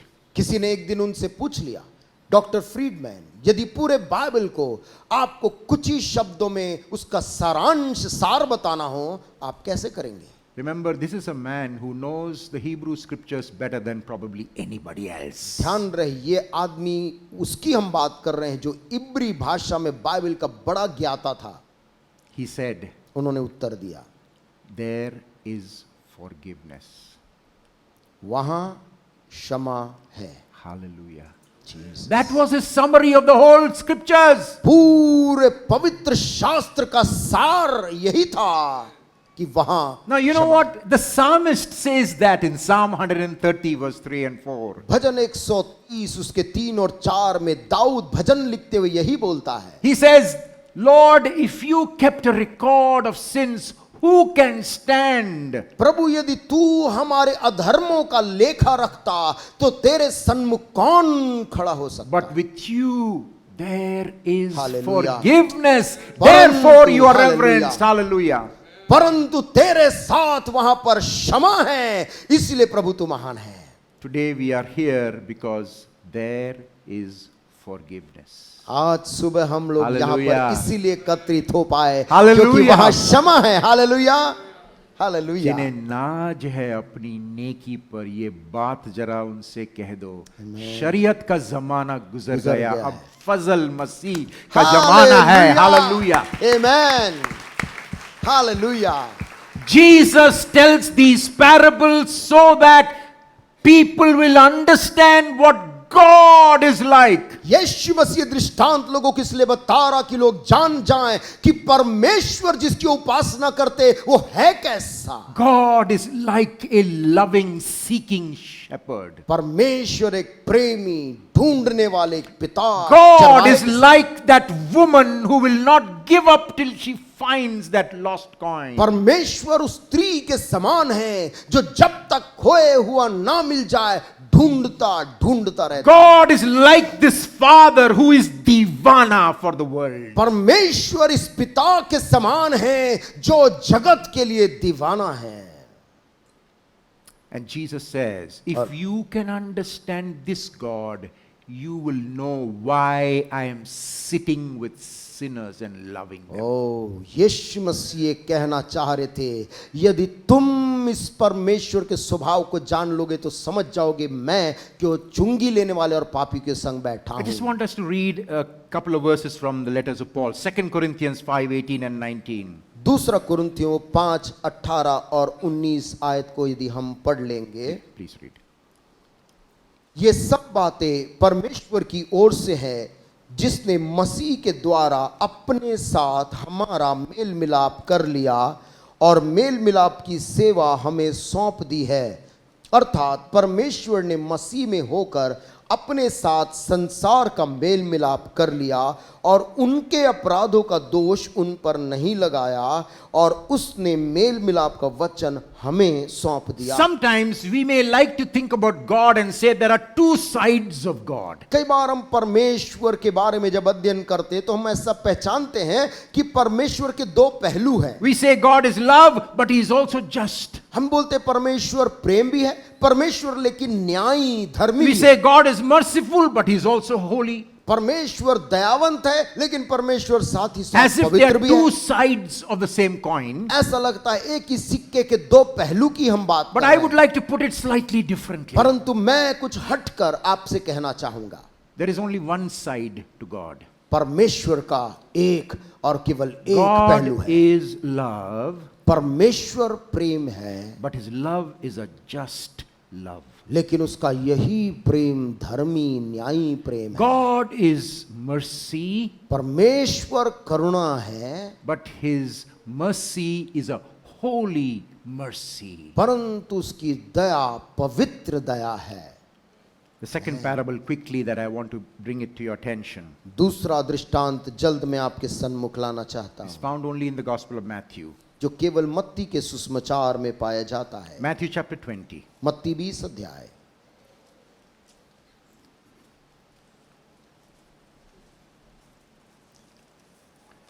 This is not a well-known parable for most Christians. बहुत से मसीही लोगों के लिए ये बहुत चिरपरिचित दृष्टांतों में से एक नहीं है, But it is a very unique parable found in Gospel of Matthew. परंतु मत्ती के सुसमाचार में पाए जाने वाले बड़ा खास एक दृष्टांत ये है। It reveals to us beautifully the nature of God. बहुत ही सुंदर तौर से परमेश्वर पिता के स्वभाव को वर्णित करता है। Many of the parables of Jesus were given to challenge God's people. कई दृष्टांत यीशु मसीह ने परमेश्वर के लोगों के सामने एक चुनौती के रूप में रखा। Sometimes we want God to comfort us all the time. कई बार हम चाहते प्रभु हम पूरे समय हमें विश्राम दे। When we are distressed, yes, God will comfort us. हाँ, जब हम हताश होते हैं प्रभु अपनी विश्रांति हमें But देता when we है। are too comfortable, God will come and disturb us. लेकिन जब हम कुछ ज्यादा ही आराम करते हैं परमेश्वर आकर उसे पूरा So कर here देता we है। have a very interesting story, a यहाँ parable. पर एक बहुत ही सुंदर दृष्टांत कहानी है। Let's read. आइए पढ़ें। For the kingdom of heaven is like a landowner. Read in Hindi, we'll say one time. स्वर्ग का राज्य किसी गृह स्वामी के समान है जो सवेरे निकला कि अपने दाख की बारी में मजदूरों को लगाए। उसने मजदूरों से 1 दिनार रोज पर ठहराया और उन्हें अपनी दाख की बारी में भेजा। 1 minute.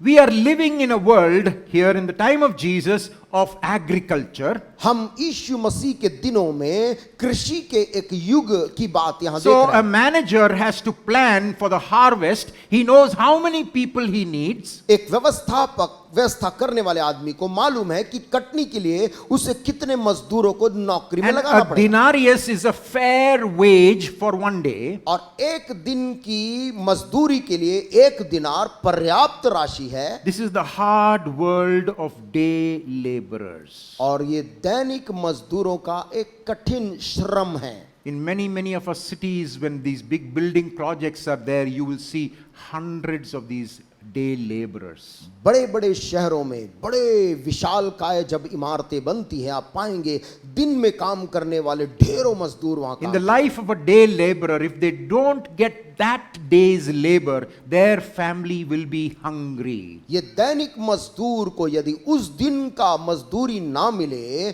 तो उनका बहुतों का परिवार भूखे की हालत So में they होगा। live a very precarious hand-to-mouth existence. वो बहुत ही क्षीण आर्थिक दशा में अपनी जिंदगी को गुजारा करते हैं। And every place in the world, in the time of Jesus and now, these kind of poor people are exploited. और हर एक समय में, चाहे अब की बात करें या यीशु के समय की बात करें, ऐसे मजदूरों को लोगों ने हमेशा उनका दुरुपयोग किया है। And so this landowner goes out ये आदमी गृह स्वामी बाहर जाता है।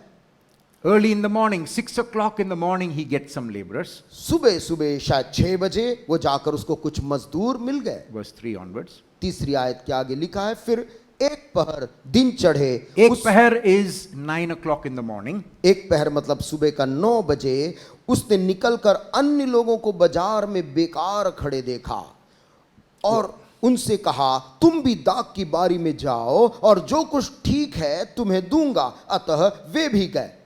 फिर उसने दूसरे और तीसरे पहर के निकट That is at निकलकर 12 o'clock and 3 o'clock. 12 बजे भी निकला और 3 बजे भी निकलकर वैसा ही किया। 1 घंटा दिन रहे उसने फिर That निकलकर is 5 o'clock in the evening. Yeah. शाम को मतलब 5 बजे उसने फिर निकलकर दूसरों को खड़े पाया और उनसे कहा, तुम क्यों यहां दिन भर बेकार खड़े रहे? उन्होंने उससे कहा, इसलिए कि किसी ने हमें मजदूरी में नहीं लगाया। उसने उनसे कहा, तुम भी दाख की बारी में जाओ। सांझ को दाख की बारी के स्वामी ने अपने भंडारी से कहा, मजदूरों को बुलाकर पिछलों से लेकर पहलों तक उन्हें मजदूरी दे दे। Now, we have a very interesting story. यहां पर एक बड़ा ही आकर्षक, If you are running a business, this is not the way to run a business. यदि आप व्यापार कर रहे हैं तो यह तरीका व्यापार का बिल्कुल गलत है। When you begin the day, you need to plan out properly how many people you need. जब आप दिन की शुरुआत करते तो आपको योजना बनानी चाहिए कि मुझको कितने आदमी आज लगेंगे। You don't keep on going at 6 o'clock in the morning, 9 o'clock, 12 o'clock, 3 o'clock, and 5 o'clock when there is 1 hour left. ये ऐसा नहीं कि आप सुबह 6 बजे निकले, फिर 9 बजे निकले, 12 बजे निकले, 3 बजे और दिन खत्म होने के 1 घंटे पहले भी आप निकल कर आदमी ला So रहे हैं। this landowner is a very funny kind of guy, not very efficient. ये गृह स्वामी ऐसा लगता है बहुत निपुण व्यक्ति नहीं है। Maybe that's not the point. Maybe it is शायद। to show he's a compassionate man. शायद निपुणता वाली बात नहीं है, शायद एक दयावंत आदमी है। Let's read verse 9 onwards. 9वीं आयत से पढ़ें। जब वे आए जो घंटा भर दिन रहे लगाए गए थे तो उन्हें 1-1 दिनार मिला। They have worked only 1 hour and they are getting the full wage. एक ही घंटा उस बारी में काम किया और पूरे दिन भर का पैसा मिल गया। Is that okay? क्या ये ठीक है? If you are running a business, is that okay? यदि आप व्यापार कर रहे हैं तो क्या ये तरीका ठीक है? Read on. Verse 10. जो पहले आए उन्होंने ये समझा कि हमें अधिक मिलेगा, परंतु उन्हें भी 1-1 दिनार ही मिला। जब मिला तो वे गृह स्वामी पर कुड़कुड़ा के कहने लगे, इन पिछलों ने 1 ही घंटा काम किया और तूने उन्हें हमारे बराबर कर दिया, जिन्होंने दिन भर का भार उठाया और धूप सही। Are you saying that these fellows who worked only 1 hour are the same like us? क्या तू ये कहना चाह रहा है कि ये लोग जो 1 ही घंटा तेरे खेत में काम किए हमारे बराबर काम किए? Now the master says, अब verse 13. 13 आयत में स्वामी उनसे एक को उत्तर दिया, हे मित्र, मैं तुझसे कुछ अन्याय नहीं करता। Okay. In the Gospel of Matthew, 3 times Jesus will say this word friend, hetaire, friend. और मत्ती के सुसमाचार में यीशु मसीह 3 बार इस बात को कहता है, मेरे मित्र। This is one of them. And another time he says to Judas, when Judas is coming to betray him, he will say friend. और एक और बार जब यीशु मसीह ने शब्द कहे थे, वो था यहूदा इस्करियोती, उसे पकड़वाने आया था, तब यीशु ने मुड़कर कहा था, हे मित्र। He says, friend, I am not unfair. दोस्त, मैं तेरे प्रति अन्यायी नहीं हूं। Didn't I promise to give you one? क्या मैंने denarius? सुबह तुझको वायदा नहीं किया था मैं तुझे दिन भर का 1 दिनार दूंगा? Verse 14, take your pay and go. I want to give the one who was hired last the same as I gave you. Don't I have the right to do what I want with my own money? जो तेरा है उठा ले और चला जा। मेरी इच्छा यह है कि जितना तुझे दूं उतना ही इस पिछले को भी दूं। क्या यह उचित नहीं कि मैं अपने माल से जो चाहूं सो करूं? It's my money. ये तो मेरा पैसा है। I can throw it into the river if I want. यदि मेरी इच्छा हो तो नदी में उसे डाल It's सकता my हूं। money. पैसा मेरा है। I want to give that fellow 1 hour who worked. I want to give him everything. What's एक- your problem? 1 घंटा जिसने काम किया मैं उसको पूरा पैसा देना चाहता हूं। तेरी क्या समस्या है? I'm not being unfair to you. You said you will work for 1 denarius. Here is take and go. तेरा और मेरा ये आपस में सहमति था कि तुझको मैं 1 दिनार दूंगा और मैं तुझे दे रहा हूं। तू जो तेरा है लेके जा। But there is something interesting here. यहां पर कुछ बड़ी ही रोचक बात है। Then he says something else. Verse 15. 15 में फिर वो कुछ और बोलता है। Are you envious because I am generous? क्या मेरे भले होने के कारण तू बुरी दृष्टि से देखता है? Ah. In the Greek, actually, it uses the word for eye of thalmos poneros, evil eye. यूनानी भाषा में जो बुरी दृष्टि के लिए वो एक शब्द इस्तेमाल करा अर्थ है खराब नजर से देखना। Sometimes in India, behind the truck, you will see one sign. Bharat में ट्रक के पीछे लिखा रहता है। क्या लिखा रहता है? क्या लिखा रहता है? बुरी नजर वाले तेरा मुंह काला। है ना? लिखा रहता है। लिखा पढ़े हैं आपने? Evil eye. बुरी नजर। Do you have an evil eye? क्या तू बुरी दृष्टि रखता है? Because I am agathos. I am good. I am generous. क्योंकि मैं भला हूं, मैं उदार हूं, मैं अनुग्रह कर रहा I हूं, am compassionate. मैं दया दिखा रहा हूं उस आदमी Do पे। you have a problem with that? क्या मेरी दया से तुझको कुछ आपत्ति है? Now, to understand this business of the eye, we need to read in the Gospel of Matthew. There is another passage where he talks about the eye. इस नजर के बारे में पढ़ने के लिए मत्ती में एक और लेख है जहां पर आंख Quickly के turn बारे with me to में Matthew 6. जल्दी से यदि मत्ती 6 Now अध्याय you को will खोलेंगे। understand what it means about the evil eye. अब आप समझ जाएंगे कि बुरी नजर हम किसको बोल रहे हैं। Matthew 6 verse 22. और 22 आयत में मत्ती 6 और The eye is the lamp of the body. If your eyes are healthy, your whole body will be full of light. शरीर का दिया आंख है, इसलिए यदि तेरी आंख निर्मल हो तो तेरा सारा शरीर भी उजियाला But होगा। if your eyes are unhealthy, your whole body will be full of darkness. If then the light within you is darkness, how great is that darkness? परंतु यदि तेरी आंख बुरी हो तो तेरा सारा शरीर भी अंधियारा होगा। इस कारण वो उजियाला जो तुझ में है, यदि अंधकार हो तो वो अंधकार कैसा बड़ा होगा। Now, what do you mean by the eye is the lamp?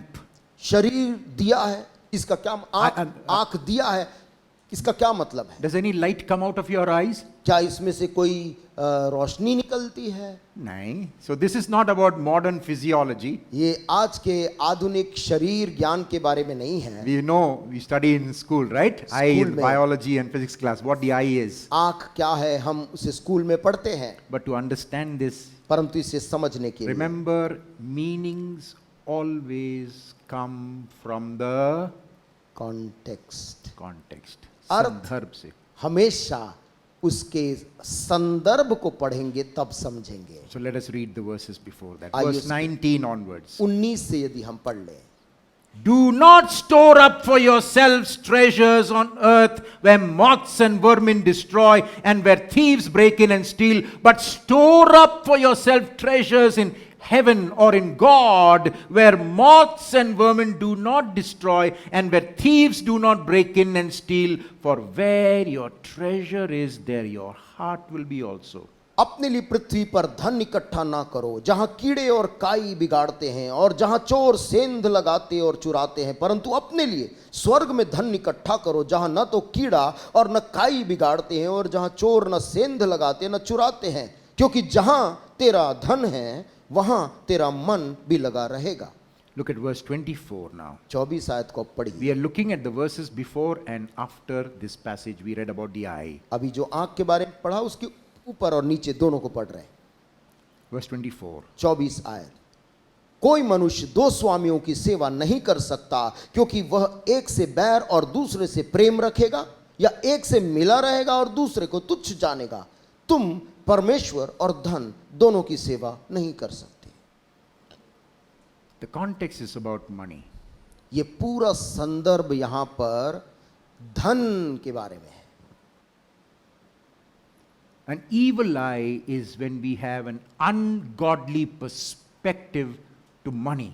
और बुरी आंख ये है जब हमारी नजर धन के प्रति हमारा विचारधारा गलत है। In that parable in Matthew 20, God wants to show you how he looks at people. मत्ती 20 में परमेश्वर बता रहा है कि वो लोगों को कैसी नजर से देखता है। If God is going to be fair, then the one who works only 1 hour gets a small portion of a denarius. यदि परमेश्वर न्यायी है तो जिसने 1 घंटा काम किया उसे 1 दिनार का केवल कुछ अंश मिलना चाहिए, हम सोचते। That would be fair, you will say. हम कहेंगे ये बिल्कुल ठीक मिला है। But that man would go back home and his family would still be hungry. परंतु वो आदमी अपने घर लौट कर जाएगा और उस दिन उसका परिवार भूखा रहेगा। You see, the second son, the older son, wanted his father to be fair. वो चाहता था दूसरा बेटा जेठा पुत्र की उसका पिता उसके साथ भी वैसे ही न्याय करे। But God says, don't ask me to be fair. परमेश्वर कह रहा मुझसे न्याय या धर्मी होने को मत कहे। I am not unfair. क्योंकि मैं किसी के साथ भी अधर्मी या अन्यायी But नहीं हूं। don't ask me to be fair. परंतु तू मुझको न्यायी होने के लिए बोल मत। Because I am gracious. क्योंकि मैं भला I am अनुग्रहकारी हूं, compassionate. दयालु हूं। That is God. ये These परमेश्वर। 2 parables show to us what God is like, not what we are like. ये 2 दृष्टांत वैसे हैं जो बताता परमेश्वर कैसे है, ना कि हम कैसे हैं। The gospel is that God is gracious. सुसमाचार ये है कि वो परमेश्वर अनुग्रहकारी है, God is good. God is compassionate. भला है, दयालु है। God is incredibly generous beyond our understanding. परमेश्वर हमारी समझ से परे अविश्वसनीय तौर पे दयालु है, उदार है। But do you know who has the biggest problem with God? लेकिन आपको पता है परमेश्वर की स्वभाव को लेकर किनको ज्यादा दिक्कत है? God's people. परमेश्वर के ही लोगों को। God's people have the biggest problem with God. परमेश्वर के लोगों को ही परमेश्वर के स्वभाव से तकलीफ है। Let me show you one passage from the life of Jesus. यीशु के जीवन से एक भाग Luke में chapter आपको, 4. लूका उसका 4था अध्याय। Luke chapter 4, Jesus goes to his own village. In the synagogue, he opens the scroll, he reads a passage from Isaiah. The people are so happy and they say, wow, what a wonderful, हमारे गांव का लड़का है। और यीशु मसीह जब अपने नगर में लौटा, आराधनालय जाकर शास्त्र पढ़ने के लिए खोला और पढ़ा, तो वहां के लोग क्या बोले? वाह, हमारे गांव का लड़का है। But then Jesus told them 2 stories यीशु मसीह ने उनको 2 बातें बोली from their own history.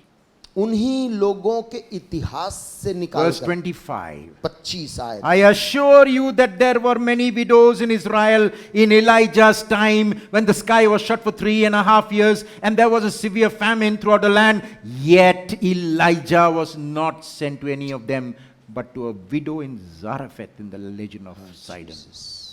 मैं तुमसे सच कहता हूं कि एलिया के दिनों में जब 3.5 वर्ष तक आकाश बंद रहा, यहां तक कि सारे देश में बड़ा काल पड़ा, तो इज़राइल में बहुत सी विधवाएं थी, पर एलिया उनमें से किसी के पास नहीं भेजा गया, केवल सैदा के सारफत में एक विधवा के Verse pass. 27, and there were many in Israel with leprosy in the time of Elisha the prophet, yet not one of them was cleansed, only Naaman the Syrian. और एलीशा भविष्यद्वक्ता के समय इज़राइल में बहुत से कोढ़ी थे, पर सीरियावासी नामान को छोड़ उनमें से कोई शुद्ध नहीं किया गया। You know, if Jesus was a little wise, when people are very happy with him, he could have told some other stories. जब लोग यीशु को लेकर इतने खुश थे, नगर के लोग, तो यीशु मसीह को कुछ अच्छी कहानी बतानी चाहिए थी। But why did Jesus pick up these two stories? परंतु यीशु ने इन दो कहानियों को ही क्यों उनसे He says one of the greatest prophets was Elijah, कहा? एक जो सबसे महान भविष्यद्वक्ता एलिया था, and during a very special time, God chooses to send Elijah not to any other Israelite widow, but to a non-pagan widow in Zarephath. और Israel के इतिहास में एक बहुत खास समय में जब अकाल पड़ा, तो एलिया को परमेश्वर ने और किसी जगह नहीं, परंतु एक गैर यहूदी एक महिला के विधवा के पास भेजा। And then Elisha, और Elisha, he did not heal anybody else except one person, Naaman the Syrian. उसने और किसी को चंगा नहीं किया, केवल सीरिया अराम के नामान कोढ़ी को। Now who's this? What is this? ये क्या है? ये कौन है? Naaman was the general of the army which was the enemy. They were the enemies of Israel. Naaman सेनापति था उस देश का, अराम का, जो कि इज़राइल के शत्रु थे। So when Jesus told his stories to God's people, what did God's people in the synagogue at Nazareth do? जब यीशु मसीह ने ये कहानी नासरत के उन आराधनालय के लोगों से कहा, तो लोगों ने क्या किया? Verse 28. 28 में देखिए What did they do? उन्होंने क्या किया। What did they do? क्या किया उन्होंने? ताली बजाई उनने? क्या उन्होंने खुशी में ताली बजाई यीशु के लिए? क्या कहानी है? Hallelujah. क्या बात बोली है। They took Jesus outside to kill him. वे लोग यीशु को पकड़े, मार डालने के लिए नगर के बाहर ले गए। क्यों? God's people do not care for God's compassion. क्योंकि परमेश्वर के लोग परमेश्वर के दयालुपन का ध्यान नहीं रखते। They want God's compassion for themselves. प्रभु के दया का सहानुभूति अपने लिए तो चाहते हैं, But God had brought Israel out to bless the whole world. लेकिन परमेश्वर ने इस इज़राइल को चुना था जिससे पूरे जगत के लोगों Why को did Ashish God they. choose Abraham? परमेश्वर ने अब्राहम को क्यों चुना? Genesis 12, उत्पत्ति 12 1 में to 3. 1 से 3 I have में, chosen you. मैंने तुझे चुना है। I have a reason for that. मेरे पास एक Not कारण है, because you are a great fellow. इसलिए नहीं कि तू एक बड़ा बड़ा शख्स है। Because I want to bless all the families of the earth. इस पृथ्वी के सारे परिवारों को मैं आशीष देना चाहता हूं, इसीलिए Abraham, Isaac, Jacob. अब्राहम, इसहाक, याकूब। What a selfish fellow Jacob was.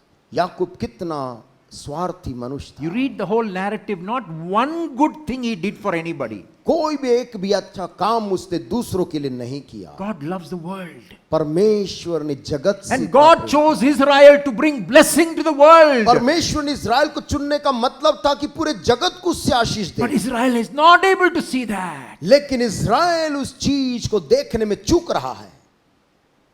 That's why Jesus becomes that Israel, so इसलिए that he can bless the world. यीशु मसीह वो इज़राइल बन जाता है I जिससे explained जगत that. को Jesus said, I am the true wine. मैं सच्ची दाखलता मैं हूँ. यीशु ने जब कहा सच्ची दाखलता The word, मैं हूं, the wine is a representation of Israel. और ये दाखलता इज़राइल का एक रूपक है। Read Isaiah 5, read Psalm 80. यशाया 5 पढ़ें, भजन संहिता 80 को पढ़ें। Jesus says, "Come and be part of me and become part of the people of God." यीशु मसीह कहता, आकर मेरे में बस आ जाओ, बन जाओ और लोगों के लिए आशीष बन जाओ। I want to show you 2 more verses and then I will stop. समाप्त करने से पहले 2 और आयत में कहूंगा। One of my favorite passages in the Old Testament. पुराने नियम में मेरा एक लोकप्रिय आयत है। This is when God comes down and introduces himself to Moses. जब परमेश्वर उतर कर नीचे आता है और मूसा से अपने आप का परिचय कराता है। Sometimes I'm scared when people introduce me and I say, "Will my wife recognize who this man is?" कभी कभी मैं सोचता हूं क्या मेरी पत्नी भी मुझको पहचान पाएगी इस दशा में। God introduces himself. परमेश्वर अपने आप का परिचय। Because sometimes when God's people introduce God, maybe they don't get him right. कई बार जब प्रभु के लोग प्रभु का परिचय कराते हैं वो सही रूप से नहीं कराते। Exodus 34 and verse 6. निर्गमन और 34 God आयत comes है। before Moses and says, 6वीं आयत में कहता, यहोवा उसके सामने आकर बोलता है। and he says, "The Lord, the Lord." Jehovah Jehovah. We don't have the time to think about those words. हमारे पास समय नहीं उस यहोवा शब्द के बारे में अध्ययन करने। Because in the Hebrew, the 4 letters, Yod, He, Vav, He, those 4 letters, many Jewish people out of respect don't even pronounce those words. और यहोवा के लिए जो 4 अक्षर से वो बना है, उन अक्षरों को यहूदी लोग बोलने में भी डरते हैं। They use the word Adonai, which means Lord. वो अदोनाई बोलते जिसका मतलब Just like in परमेश्वर। many of our Indian families, the wives don't call the husband by name. जैसे भारत की संस्कृति में बहुत जगह पत्नियां अपने पति के नाम लेकर नहीं They will बुलाती, say, "Munni ke papa." वो मुन्नी के पापा बोलेंगे। The Lord, the Lord. Prabhu Jehovah. What is the first thing after that? इसके बाद पहली When चीज God क्या है? introduces himself, how does he introduce himself? यहोवा जब अपने आप का प्रचार करते हुए बोला तो क्या बोलता है? What is the first one? पहली चीज अपने बारे में, The compassionate one. दयालु, ईश्वर दयालु। Bannu, we need to sing that song, Karuna Bhalai, quickly, one verse after I finish. Compassionate, दयालु, gracious, अनुग्रहकारी, abounding in love, प्रेम में भरा हुआ है, slow to anger. कोप करने में धीरजवान। अब हमारे जैसे, हमारे जैसे, forgiving, abounding in love and faithfulness, अति करुणामय और सत्य, maintaining love to thousands, हजारों पीढ़ियों तक अपने प्रेम को बनाए रखने वाला, forgiving wickedness, rebellion and sin. अधर्म और अपराध और पाप का क्षमा करने वाला। But yet he will also be a just God and punish. परंतु उसी के साथ वो धर्मी प्रभु है जो दुष्टता को न्याय करता है। Compassionate one. The first word is compassion. पहला शब्द है दयालु। Rakhum, that's the word that is used. रखूं शब्द वहां पर मूल भाषा में आया है। The Arabic and the Urdu word rahem. रखेम अरेबिक शब्द जैसे Rahem, रहम, mercy. And that word is connected to the womb.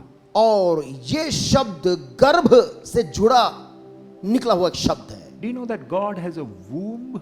क्या परमेश्वर के पास गर्भ है? That is God. ये परमेश्वर है। If we don't get this, we are missing this God. यदि हम इसे नहीं समझ पाए, हम परमेश्वर कैसा है? Gracious, अनुग्रहकारी, forgives wickedness दुष्टता को भी माफ करने वाला, because he is compassionate. क्योंकि वो दयालु है। That's why Jesus told those parables. इसलिए यीशु मसीह ने उस दृष्टांतों को कहा। So what about us today? आज हमारे बारे में क्या है? If that is our God, यदि यही हमारा परमेश्वर है, God is a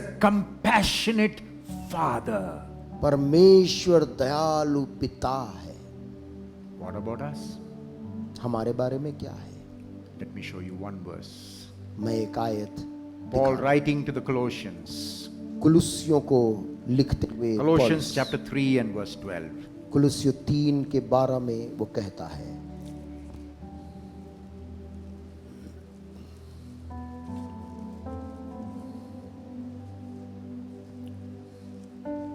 Therefore, as God's chosen people, holy and dearly loved, clothe yourself with.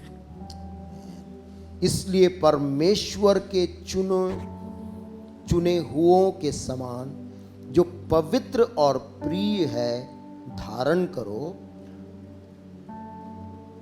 Many of us are very organized in life, so probably you kept the clothes for today ready yesterday itself. हम में से लोग व्यवस्थित है, इसलिए आपने शायद पहले से ही आज का कपड़ा आपने तैयार रखा था जो Some of पहनना. us are very bindas, get up in the morning, pick up something and wear and come. कुछ लोग बहुत बिंदास रहते, सुबह उठते कुछ भी पहन के आ जाते हैं. It's okay. ठीक है, But it's something that God wants His people to be clothed with all the time. लेकिन कुछ ऐसी चीज है जो परमेश्वर चाहता है कि प्रभु के लोग हर वक्त उसको धारण किए रहें. What is that? और वो क्या चीज पहन? Clothe yourself with compassion. करुणा धारण करो. Remember Exodus 34:6. What is the first thing about God? He is पहली बात निर्गमन Compassionate. 34 में लिखा, पहला चीज था दयालु.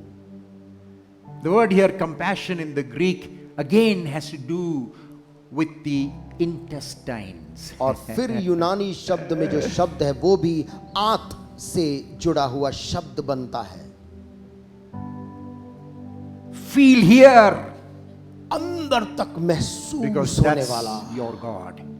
क्योंकि तुम्हारा Your परमेश्वर, God is a compassionate Father. तुम्हारा परमेश्वर दयालु पिता है. So what should Jacob be? याकूब को क्या होना Should चाहिए? we be calculating क्या हमें हिसाब किताब how करना much to है? give to somebody? कि किसी को कितना दूं? We will be very fair, give them what they deserve. जो जिसके वो लायक है उतना ही दे. Should we not give according to their achievement? क्या उनकी उपलब्धियों के आधार पे उनको नहीं देना चाहिए, Or should we give according to their need? या फिर उनकी जरूरत के आधार पे हमें देना चाहिए? Will we be fair or will we be gracious with people? क्या हम यहाँ पर न्यायिक होना पसंद करेंगे या हम लोगों पर कृपालु? Will we have a good eye? क्या हमारी आंख किसी के लिए, हमारी नजर अच्छी साफ होगी? An eye like God. परमेश्वर जिस नजर से देखता वैसे He looks at people differently. वो लोगों को सबको अलग अलग दुनिया है तेरी सौदाई. दुनिया है तेरी सौदाई. God has bought this world परमेश्वर ने with his own precious blood. अपने खून देकर उस दुनिया को मोल लिया है. तू दुनिया का दीवाना है. तू दुनिया का दीवाना है. This is your God, my dear brothers and sisters. यहाँ बैठे मेरे भाई और बहनों, ये आपका परमेश्वर है. Fill your wardrobe with these clothes. अपने कपड़े रखने की जगह इन Compassion. वस्त्रों को रखें. Compassion. वस्त्र करुणा का धारण करें. Kindness. भलाई, Look at that 3:12. Humility. दीनता, Gentleness. नम्रता, Patience. Bear सहनशीलता, with each other and forgive one another. If any of you has a grievance against someone, forgive as the Lord forgave you. और यदि किसी को किसी पर दोष देने का कोई कारण हो तो एक दूसरे की सह लो और एक दूसरे के अपराध क्षमा करो जैसे प्रभु ने तुम्हारे अपराध And over क्षमा. all these virtues, put on the jacket of love, which binds them all together in perfect unity. इन सब के ऊपर तुम प्रेम को बांध लो जो सिद्धता का कटिबंध है. Hallelujah. Hallelujah. What is God like?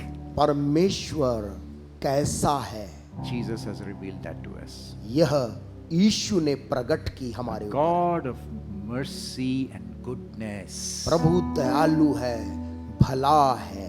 Hallelujah. Hallelujah. Karunamay. करुणामय। If we are godly people, we will be compassionate people. यदि हम भक्त लोग होंगे तो हम दयालु लोग होंगे। Hallelujah. What an invitation God gives us to be like Him. क्या शानदार निमंत्रण प्रभु हमें दे रहा कि हम उसके इन्हीं स्वभाव के समान बन जाएं। When we say we follow Jesus, it's not so that we will get something from Jesus. जब हम कहते हम यीशु के पीछे चलते तो उसका मतलब ये नहीं कि हमें यीशु मसीह से क्या Jesus मिलता। wants to put His arms around our shoulders. वो हमारे कंधों में अपने हाथ को रखना चाहता है। चल मेरे साथ चल बेटा. चल बेटा मेरे साथ चल। And as we walk with Jesus, जैसे हम उसके संग संग चलते हैं, the heart of Jesus यीशु का दिल will slowly will reveal in our life and our work. हमारी जिंदगी और हमारे कामों में That is भी the invitation that you and I दिखने have. लगता है। यही God is निमंत्रण। good. प्रभु भला है, God is compassionate. परमेश्वर अच्छा। Hold दयालु on to Him. है। उसको थामे रहो। But as you hold Him, you will be transformed. जैसे तुम उसको थामे रहोगे The Holy तुम Spirit बदल will come जाओगे। upon you and change you. पवित्र आत्मा तेरे अंदर आएगा और तुझको You will बदल no देगा। longer be a calculating person. तू हिसाब करने वाला आदमी नहीं रह You will be जाएगा। like God, who is a prodigal in His love. तू तो एक विलक्षण प्रतिभा वाला देने वाला व्यक्ति बन जाएगा। आइए हम खड़े हो जाएं. आइए खड़े हो जाएं। Let us sing to this Lord, इस प्रभु के लिए हम इस गीत को whose गाएं, love and mercy endures forever. जिसकी करुणा और दया सदा की है। Hallelujah. Karuna bhai. करुणा भलाई तेरी सदा रहेगी मुझ पर।